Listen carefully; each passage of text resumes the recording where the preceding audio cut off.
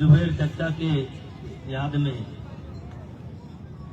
ये घोड़े की रेस होती है और वो हमारे बहुत पुराने साथी थे और जेल के साथी थे। जेल की दोस्ती बड़ी मजबूत दोस्ती होती है और हमारे बहुत बड़े प्रशंसक थे। मतलब वो हमारी बुराई सुन नहीं सकते थे और बड़े बड़े लोग हैं, मैं नाम नहीं लेना चाहता हूं उत्तर प्रदेश के अंदर, लेकिन जब बात होती थी तो वो कहते थे कि हमारे नेता जैसा कोई आदमी उत्तर प्रदेश के अंदर नहीं है, झटक देते थे। मैं उनके पूरे परिवार को इस बात के लिए बधाई देता हूं कि आप लोगों ने उनका नाम, उनकी शौक जो थी उसको आप लोगों ने कायम रखा है और इसी बहाने आज इस धरती पर बिहार और तमाम लोग आते हैं और प्रतियोगिता में भाग लेते हैं और जुबेर चचा को याद करते हैं। मैं जुबेर चचा, जैसे एक कहावत है वो सबके लिए है कि पूत सपूत तो का धन संचय। औलाद, ये आप सबके लिए भी है। औलाद अगर आपकी लायक है तो धन संचय करने की कोई आवश्यकता नहीं है, धन इकट्ठा करने की कोई आवश्यकता नहीं है। अगर आपकी औलाद लायक है तो पूत सपूत तो का धन संचय और पूत कपूत तो का धन संचय, यानी दोनों स्थिति में हमें अपने औलाद को, अपने बच्चों को हर तरीके से मजबूत बनाना चाहिए और उन पर नजर रखना चाहिए। गोस्वामी तुलसीदास जी ने एक चौपाई लिखी कि ढोल गंवार सूत्र पशु नारी, ये सब ताड़न के अधिकारी।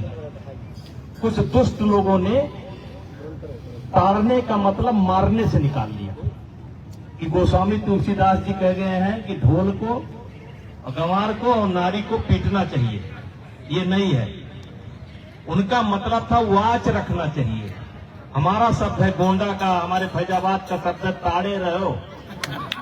3 दिन से संजय रोज आवत है, हम देख चुका। हम पहले बुजुर्ग लोग कहते थे कि ताड़े रहो, ये 3 दिन से आ रहा है, मतलब वाच किए रहो। तो आज मैं जुबेर चचा को कि उन्होंने अपने औलादों को लायक बनाया, अपने हिसाब से वो बहुत कुछ छोड़ करके गए, बहुत कुछ छोड़ करके गए। मुझे उनकी शुरुआती जिंदगी के बारे में भी मालूम है, लेकिन वो बहुत कुछ छोड़ करके गए हैं और इन हमारे बच्चों ने बहुत कुछ संभाल करके भी रखा है। एक तरीके से जुबेर चचा जो भी कष्ट सहे, बड़ा कष्ट सहा उन्होंने, बहुत तकलीफ सही। जब भी जेल जाओ तो जुबेर चचा से मुलाकात हो जाती थी, वो पहले बैठे रहते थे।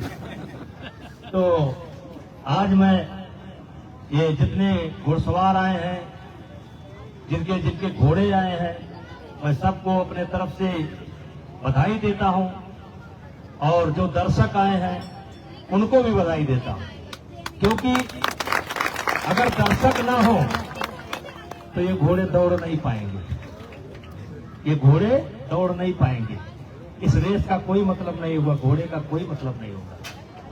तो मैं पुनः, और इसमें जो आयोजन में जो लोग लगे हैं इनको भी, ये रेफरी का काम बड़ा खतरनाक होता है, इसमें गाली भी मिलती है और धमकी भी मिलती है। और ये लोग जो बाजार से घी खरीद करके अपने घोड़े खिला रहे हैं, जो लोग भी बाजार से खरीद करके अपने घोड़े को घी खिला रहे हो, आपका घोड़ा कभी नहीं जीतेगा, क्योंकि बाजार में असली घी है ही नहीं। 22-23 लीटर दूध में, भैंस के दूध में 1 लीटर घी बनता है।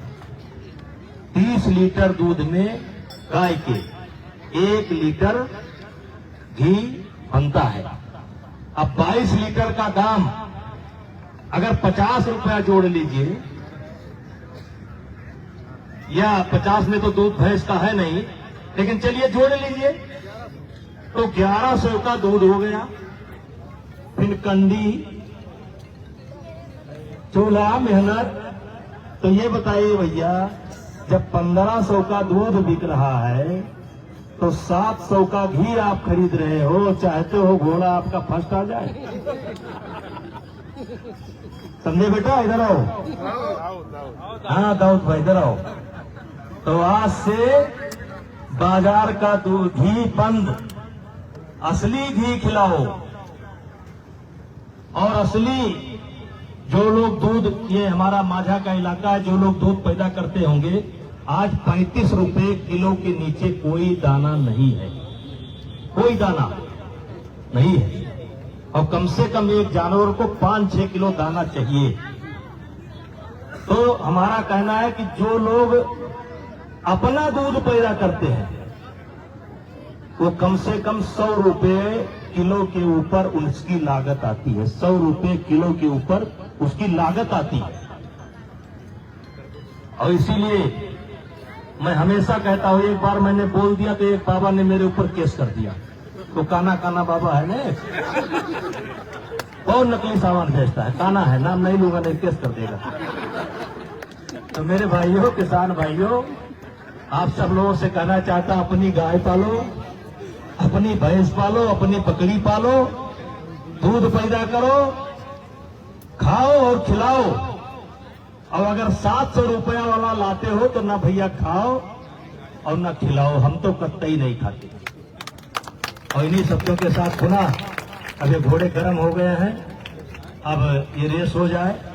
आज मैं पहली बार मुझे आने का मौका मिला। आप लोगों का दूर दूर से आप लोग भी देखते थे, दूर दूर से हम भी देखते थे, इशारे में बात होती थी, ऐसे ऐसे चले जाते थे। और पुनः आप सब लोगों को धन्यवाद, और पूरे परिवार को बहुत धन्यवाद कि आपने परंपरा को कायम रखा है। आज मुझे वास्तव में घोड़े का दंगल मैंने पहली बार देखा।